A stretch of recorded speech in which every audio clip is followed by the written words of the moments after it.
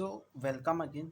अब आज हम लोग करेंगे आयनिक इक्विलिब्रियम। इसके पिछले वाले हम लोग लेक्चर में केमिकल इक्विलिब्रियम का रिवीजन कर लिए थे। अगर आप लोगों ने वो वीडियो नहीं देखा है तो उसको देख सकते हैं। आज हम लोग आयनिक इक्विलिब्रियम का ही रिवीजन करेंगे, ठीक है। सो पेन कॉपी निकाल करके स्टार्ट करते हैं। सबसे पहले इसमें क्या है, थोड़ा सा एसिड बेस कॉन्सेप्ट जो एनसीईआरटी में दिया है उसको मैं थोड़ा सा ले लिया हूँ। इसको जल्दी जल्दी हम लोग बता देते हैं कि कैसे कैसे क्या होता है, ठीक है। सो आयनिक इक्विलिब्रियम में बेसिकली हम लोग आयंस के बीच में इक्विलिब्रियम के बारे में स्टडी करेंगे।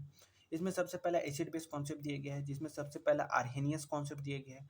आर्हेनियस कॉन्सेप्ट के अकॉर्डिंग क्या होता है, जो एसिड्स होता है वो H प्लस डोनर होते हैं, जो बेस होते हैं वो H माइनस डोनर होते हैं।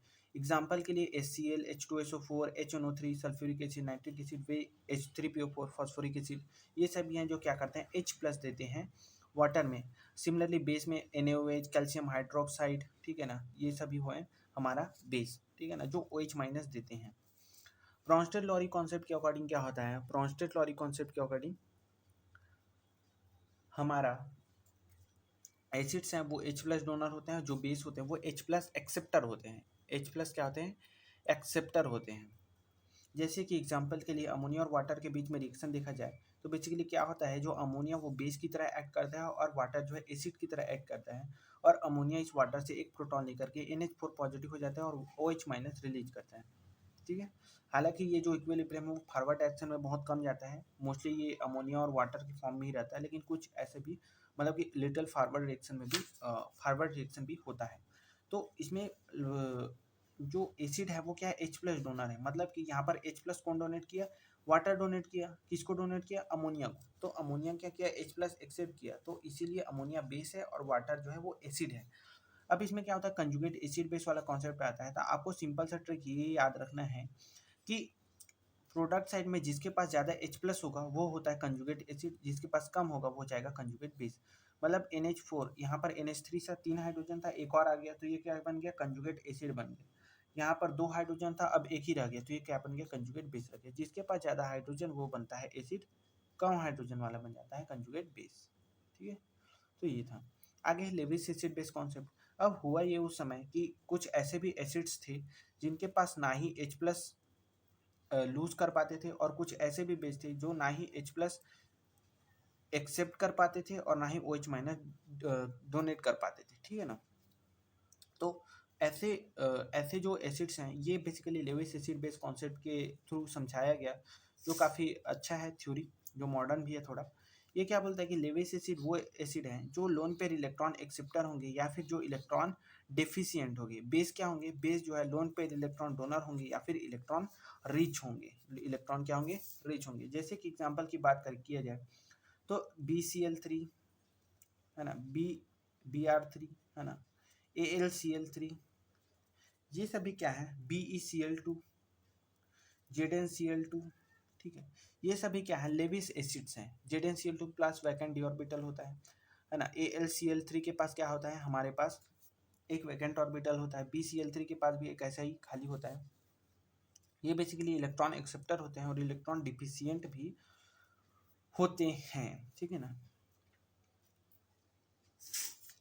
यहाँ पर आप लोग को ये जो क्या बोल सकते हैं, लेविस बेस कॉन्सेप्ट है, इसमें जो लोन पे इलेक्ट्रॉन डोनर की एग्जांपल में जैसे अमोनिया आ जाता है, वाटर आ सकता है, ईथर आ सकता है, अल्कोहल आ सकता है, जिसके पास भी लोन पेयर हो या फिर इलेक्ट्रॉन रिच हो, वे सभी क्या होता है, लेविस बेस के कॉन्सेप्ट में आते हैं। जैसे आयनिक, उसके बाद क्या है, आयनिक प्रोडक्ट ऑफ वाटर पढ़ते हैं हम लोग।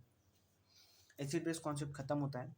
सो आयनिक प्रोडक्ट ऑफ वाटर में समझते हैं कि कैसे हम लोग पीएच से पीएच वगैरह रिलेट करेंगे, क्या इफेक्ट होगा टेम्परेचर का इक्विलिब्रियम पर, इक्विलिब्रियम ऑफ वाटर पर, पीएच कैलकुलेशन, एंड हम लोग इसके आगे कॉमन आयन इफेक्ट, बफर, ये सभी पढ़ेंगे जो काफ़ी ज़्यादा इंपॉर्टेंट हैं, ठीक है।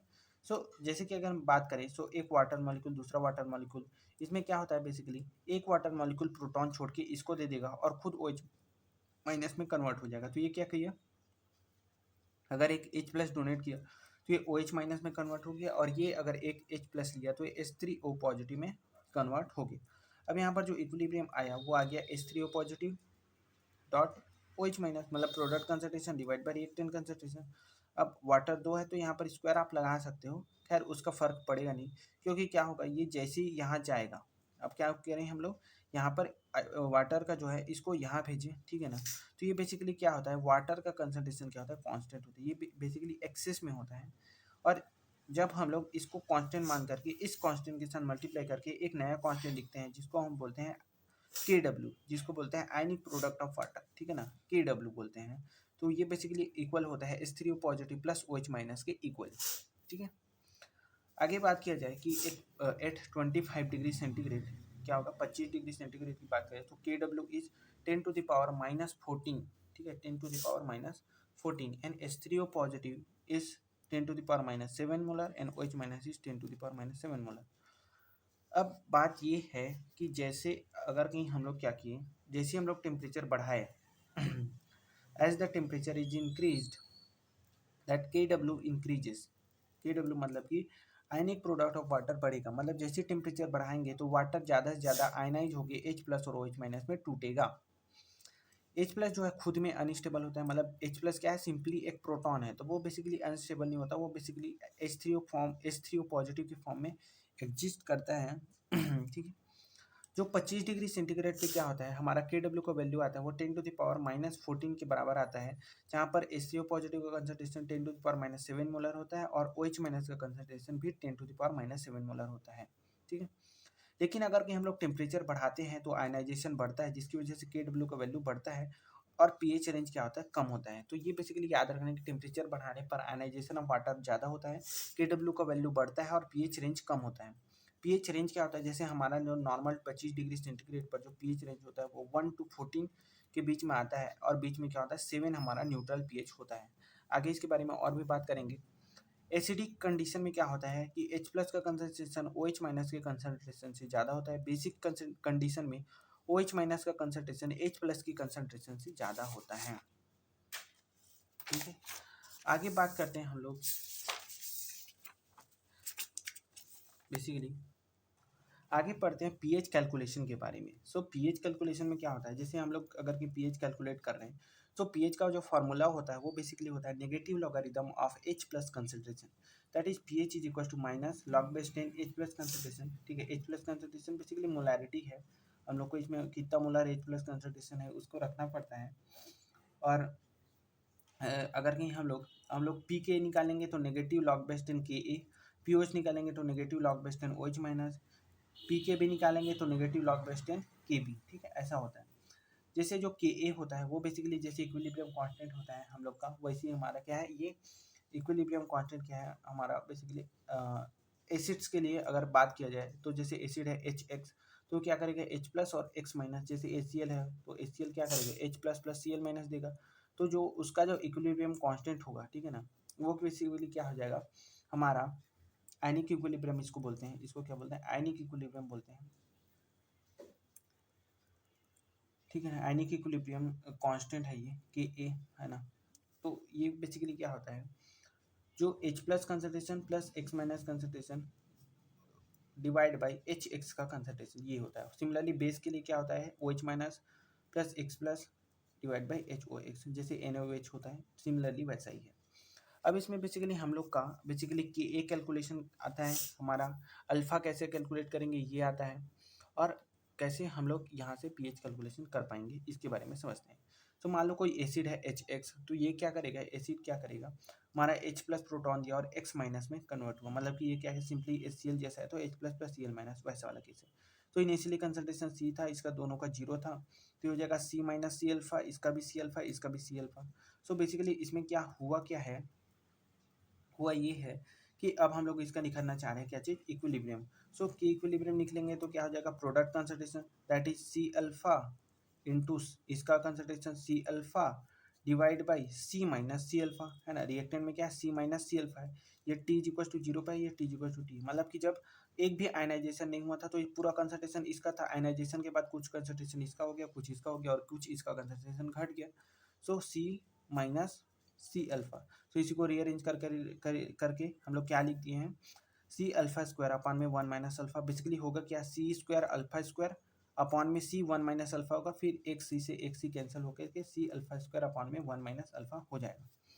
आगे होता क्या है कि ये जो अल्फा है ये बेसिकली अगर हम वीक एसिड की बात करेंगे, वीक एसिड की बात करेंगे तो वीक एसिड में जैसे एसिटिक एसिड है, फॉर्मिक एसिड है, इनके लिए जो अल्फा है हम लोग का degree of dissociation. Degree of dissociation क्या रिप्रेजेंट करता है हम लोग का कि 1 मोल एसिड में कितना मोल हम लोग का H प्लस रिलीज हुआ है, मतलब कितना मोल जो है एसिड जो है वो डिसोसिएट हुआ। मान लो हमारे पास 100 मॉलिक्यूल ऑफ HCl था, जिसमें से सिर्फ 5 सॉरी HCl तो स्ट्रॉन्ग हो जाता है ना, जैसे एसिटिक एसिड है, 100 मॉलिक्यूल एसिटिक एसिड का है, उसमें से क्या हुआ सिर्फ और सिर्फ 5 एसिटिक एसिड मॉलिक्यूल ही H प्लस और एसिटेट आयन में क्या हुआ है हमारा टूटा है। दैट मीन्स उसका जो अल्फा है वो बेसिकली है 5%, क्या है 5%। और अल्फा का वैल्यू जो है वो बेसिकली 0 to 1 के बीच में होता है, और परसेंटेज की बात करें सो 0 to 100% के बीच में होता है। वीक एसिड के लिए डिग्री ऑफ डिसोसिएशन आता है 0.1 0.05 सॉरी 0.05 नहीं 0.005 ऐसा, मतलब कि बेसिकली 5% 10% ऐसा आता है वीक एसिड के लिए। स्ट्रॉन्ग एसिड के लिए 90%, इवन दो स्ट्रॉन्ग एसिड्स और इलेक्ट्रोलाइट्स का 100% तक होता है। ठीक है, सो बेसिकली 1 के सामने जो अल्फा का वैल्यू है जो बेसिकली 0.005 ऐसा ऐसा होगा, बहुत कम होगा, सो उसको नेगलेक्ट कर देते हैं और सिंपली हम लोग लिख लेते हैं K is equal to C alpha square. यहाँ से अल्फा हो जाएगा के ए बाई सी का अंडर रूट, ठीक है ना, के ए बाई सी का अंडर रूट। सो ये होता है मोनोप्रोटिक एसिड के लिए हमेशा वैलिड रहेगा। मोनोप्रोटिक एसिड इसका मतलब होता है हम लोग का मोनोप्रोटिक मतलब कि सिंगल H प्लस डोनर। क्या होता है single H plus donor. Monoprotic मतलब क्या होता है single H plus donor. Similarly base की बात करें तो के बी इज इक्वल टू होता है C alpha square 1 minus alpha. So इसमें भी क्या हो जाएगा सिमिलरली अल्फा कम होगा, के ए एसिड के लिए हो जाता है, के बी जो है बेस के लिए हो जाते हैं। ठीक है, so K B is equal to C alpha square, यहाँ से अल्फा का फार्मूला आ जाएगा under root K B upon में सी। एसिड के लिए के ए बाई सी, इसके लिए के बी बाई सी। जो के डब्ल्यू होता है दैट इज के ए डॉट के बी। के डब्ल्यू अगर कहीं सिमिलरली हम लोग पी के ले लेते हैं, जैसे जैसे हम लोग क्या लेते हैं पी के ए अगर लेंगे तो नेगेटिव लॉगरिदम ऑफ के ए हो जाता है। सिमिलरली पी के भी लेंगे तो नेगेटिव लॉगरिदम ऑफ दिस हो जाता है। तो जब भी हम लोग क्या करेंगे इस इक्वेशन का के डब्ल्यू इज इक्वल टू के डॉट के बी का नेगेटिव लॉगरिदम लेंगे, नेगेटिव लॉगरिदम लेंगे तो क्या हो जाएगा नेगेटिव लॉगरिदम ऑफ के डब्ल्यू हो जाएगा P K W, negative logarithm of के ए हो जाएगा पी के। जब भी मल्टीप्लिकेशन होता है लॉगरिदम लेने पर वो क्या हो जाता है एडिशन हो जाता है, मतलब कि ए डॉट बी है तो इसका लॉगरिदम लेंगे तो लॉग ए प्लस लॉग बी हो जाता है। ठीक है, अगर डिवाइड रहता है तो वो माइनस में आता है। ये बेसिक लॉगरिदम का फार्मूला है जो आप लोग को पता होना चाहिए। तो ये बेसिकली होता है P K W is equal to P K A plus P K B is equal to 14। ठीक है, आगे पढ़ते हैं हम लोग बफर सोल्यूशन के बारे में कि बफर सोल्यूशन होता क्या है। सो बफर सोल्यूशन ऐसा सोल्यूशन है जो क्या करता है पीएच में चेंज को रजिस्ट करता है। मतलब कि मान लो कोई सोल्यूशन है हमारे पास, वो बफर सोल्यूशन है, पीएच उसका है 6, अगर पीएच उसका 6 है तो उसमें अगर कहीं स्मॉल अमाउंट में हम लोग क्या डालें एसिड डालें या फिर बेस डालेंगे तो उसका पीएच चेंज नहीं होगा, वो 6 पर ही मेंटेन रहेगा, 6 पर ही मेंटेन रहेगा। ऐसे सोल्यूशन को बोलते हैं बफर सोल्यूशन। इसका बेस्ट एग्जांपल होता है हमारा ब्लड। ठीक है, human blood is a best buffer. क्या होता है हमारा जो ब्लड है उसका पीएच स्लाइटली बेसिक होता है, I think slightly 7 point something या 8 के करीब होता है। तो क्या होता है उसका जो पीएच है वो फिक्स होता है, ब्लड का पीएच क्या होता है फिक्स होता है। अगर कहीं आपके बॉडी में थोड़ा सा एसिड या फिर बेसिक मीडिया क्रिएट होगा तो वो उसको मैनेज कर लेता है। और ऐसा जरूरी भी है कि क्योंकि बहुत सारे जो बायोलॉजिकल रिएक्शन है या फिर केमिकल रिएक्शन भी बहुत सारे होते हैं, जैसे कॉम्प्लेक्सोमेट्रिक टाइट्रेशन होता है ईडीटीए के साथ जो हम लोग करते हैं, है ना, तो उसमें क्या होता है उसमें भी हम लोग बफर सोल्यूशन का यूज करते हैं। तो बफर क्या करता है एक पर्टिकुलर पीएच प्रोवाइड करता है किसी भी बायोलॉजिकल या फिर केमिकल रिएक्शन को प्रोसीड करने के लिए। बफर बेसिकली बनता है हम लोग का, जैसे बफर दो प्रकार से बनते हैं, एक एसिडिक बफर दूसरा होता है बेसिक बफर। एसिडिक बफर में क्या होता है acid plus salt of a weak acid in strong base. Similarly जो बेसिक बफर होता है वो होता है weak base and salt of a weak base and strong acid. मतलब बेसिकली एक अगर एसिडिक बफर है तो एसिड प्लस उसका स्ट्रॉन्ग बेस के साथ सॉल्ट, अगर कहीं बेसिक बफर है तो weak base plus strong acid के साथ उसका सॉल्ट। तो सिमिलरली है week acid plus salt of week acid plus salt of strong base. अगर कहीं बेसिक बफर है तो यह है weak base plus salt of strong acid. ऐसा होता है। अब जो बफर के केस में जो पीएच कैलकुलेशन होता है वो बड़ा ही इंपॉर्टेंट हो जाता है, क्योंकि इससे डायरेक्ट फार्मूला में आता है कि calculate the pH of a buffer of 0.4 molar this salt with this molar of acid. तो इसमें सिंपल सा फार्मूला हम लोग को लगाना है कि एसिडिक बफर के केस में जो पीएच होता है वो होता है पी के ए plus log base 10 salt upon में एसिड। बेसिक बफर के केस में जो फार्मूला होता है वो होता है p O H plus P K B plus log base 10 salt upon में बेस। सिंपल सा ये फार्मूला लगाना है, p H is equal to P K plus log base 10 salt upon में एसिड। बेसिक बफर है तो p O H is equal to P K B plus log base 10 salt upon में basic. अगर कहीं आप लोग को पी एच दिया है तो आप क्या कर सकते हैं, पी एच दिया है तो अगर कहीं उससे पी ओ एच निकालना है तो बेसिकली पी ओ एच हो जाएगा 14 माइनस पी एच। ठीक है, अगर पी एच निकालना है तो 14 माइनस पी ओ एच। तो ये एक जनरल सा चीज़ मैं आपको बता दिया, थोड़ा सा या ध्यान रखेंगे, कभी कभी काम आ जाएगा। P O H is equal to P K B plus log base 10 salt upon में बेस, ऐसा। आगे है कॉमन आयन इफेक्ट के बारे में पढ़ते हैं। सो कॉमन आयन इफेक्ट क्या होता है, it is the separation in the dissociation of a weak acid in the presence of a strong electrolyte. Common ion effect, common मतलब कि सेम आयन की वजह से जो इफेक्ट पैदा होगा, जो इफेक्ट पैदा होगा, कौन सा इफेक्ट, कि उसका जो डिसोसिएशन है, डिसोसिएशन है उसके ऊपर जो इफेक्ट पैदा होगा उसी को बोलेंगे कॉमन आयन इफेक्ट।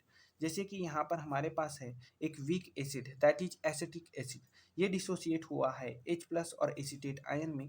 और अगर कहीं हम लोग इसी में अगर कहीं हम लोग थोड़ा सा क्या डाल दिए, सोडियम एसिटेट डाल दिए, ये एक सोल्यूशन था, इसका इक्विलिब्रियम था, it is in equilibrium, it is in equilibrium.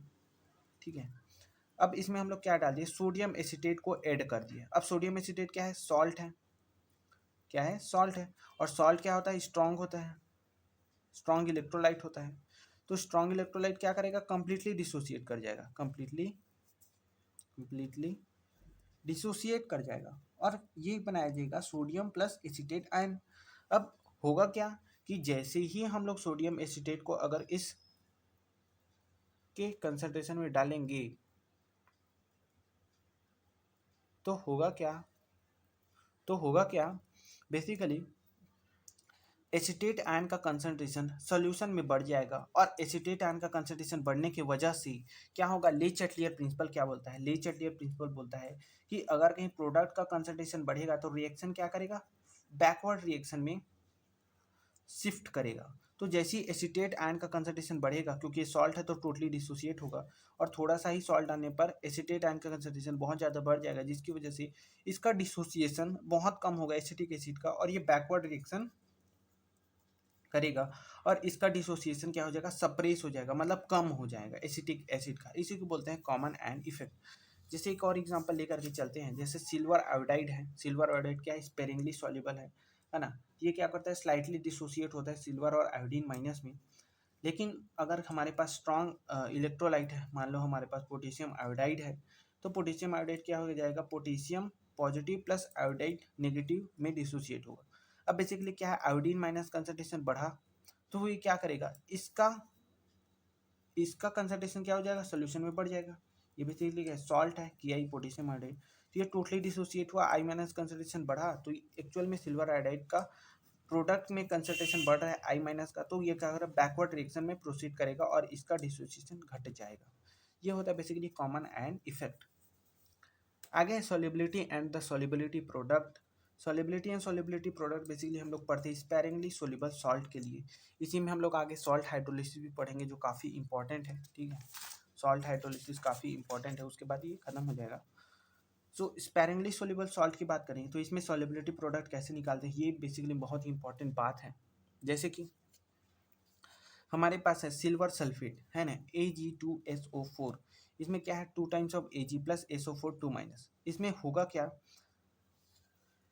हमारा अगर कहीं इनिशियली इसका कुछ ना कुछ कंसंट्रेशन है ना, अब ये क्या करेगा, पार्सली डिसोसिएट होगा, पार्सली मतलब स्पेरिंगली सोल्यूबल मतलब कि कम सोल्यूबल है, तो वाटर में कुछ ना कुछ डिसोसिएट होगा, कुछ ना कुछ सोल्यूबल होगा, तो क्या करेगा, सिल्वर पॉजिटिव देगा और SO4 2 नेगेटिव देगा। तो इसका कंसंट्रेशन एस है तो इसके एस से इसका क्या बनेगा, 2 मोल बनेगा, मतलब 2H बनेगा, और इसका 1 ही मोल बनेगा तो इसका कंसंट्रेशन एस। यहाँ पर सोल्युबिलिटी प्रोडक्ट की SP क्या हो जाएगा, 2S का स्क्वायर मतलब 2s उसका कंसंट्रेशन है और स्क्वायर इसलिए क्योंकि उसका स्टोइकियोमेट्री 2 है इनटू में s है ना, इसका सोलिबिलिटी s इसका स्टोइकियोमेट्री 1 है, तो ऐसा। उसके बाद KSP हो जाएगा हम लोग का 2 2 जब 4, ये s स्क्वायर और ये s मिलके क्या हो जाएगा s क्यूब। यहाँ पे सोलिबिलिटी आ जाएगा हम लोग का अंडर रूट नहीं बोल सकते, इसको बोलते हैं cube root of KSP divide by 4। यहाँ से 4 को नीचे लाएंगे और क्यूब रूट आ जाएगा यहाँ पर जब हम इस क्यूब को हटाएंगे तो, ठीक है। ये बेसिकली था सोलिबिलिटी प्रोडक्ट के बारे में थोड़ा सा आप लोग को रिविजन। आगे जो चीज़ है वो है बेसिकली सॉल्ट हाइड्रोलिसिस के बारे में। सॉल्ट हाइड्रोलिसिस क्या होता है? सो जैसे वाटर है, ठीक है,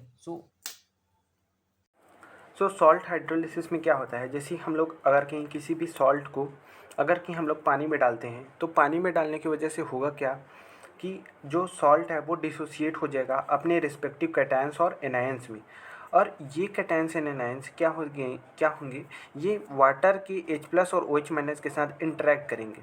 अब बेसिकली होता क्या है कि कोई भी सॉल्ट का जो हाइड्रोलिसिस होता है, तो सॉल्ट हाइड्रोलिसिस बेसिकली होता है उन सॉल्ट का जो बेसिकली होते हैं salt of strong acid plus weak base या फिर weak acid plus strong base, ऐसे सॉल्ट का होता है हाइड्रोलिसिस, या फिर weak acid plus weak base.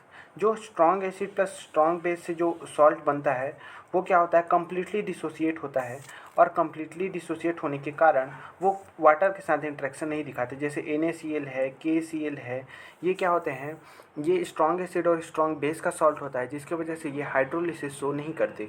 लेकिन जैसे NH4Cl है, ठीक है ना, CH3COONA है, ये सब क्या शो करते हैं, ये हाइड्रोलिसिस शो करते हैं क्योंकि इनमें जो वीकर पार्ट होता है that is coming from the weaker part. मतलब कि जैसे फॉर एग्जांपल NH4Cl में जो NH4 पॉजिटिव है वो वीक बेस से आ रहा है, तो वो क्या करता है, वाटर के साथ कंबाइन होकर NH4OH के साथ इक्विलिब्रियम में रहता है। सिमिलरली अगर सोडियम एसीटेट का हाइड्रोलिसिस कराया जाए तो सोडियम एसीटेट के हाइड्रोलिसिस में क्या होगा, एसीटेट आयन और सोडियम पॉजिटिव बनेगा। ये एक्चुअल में जो एसीटेट आयन है वो H+ वाटर से लेकर के एसिटिक एसिड के साथ इक्विलिब्रियम में रहेगा। तो ये बेसिकली हो जाता है हम लोग का हाइड्रोलिसिस में interaction of acetate ion with that of H+ from the solvent. Similarly अगर कि इसमें क्या होता है, अलग अलग pH कैलकुलेशन वाला चीज़ होता है, ठीक है, अलग अलग चीज़ें जैसे KH कैलकुलेशन। सिमिलरली जैसे K इक्विलिब्रिया होता है, KB होता है, वैसे KH होता है सॉल्ट हाइड्रोलिसिस के लिए। सो KH का फार्मूला होता है KW/KA। सिमिलरली जो जैसे हमारे पास अल्फ़ा होता है जिसको हम बोलते हैं डिग्री ऑफ डिसोसिएशन, वैसे यहाँ पर H होता है डिग्री ऑफ हाइड्रोलिसिस। तो H हो जाता है under root of KH/C। H+ concentration हो जाता है KW/KA/C।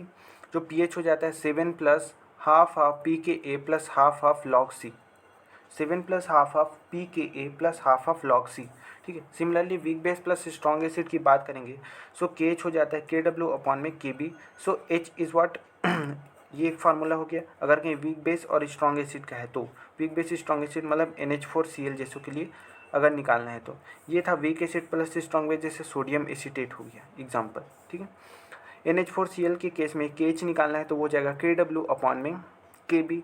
जो H हो जाएगा डिग्री ऑफ हाइड्रोलिसिस वो निकालने फार्मूला KH/C। H+ कंसनट्रेशन निकालने फार्मूला KWC/KB।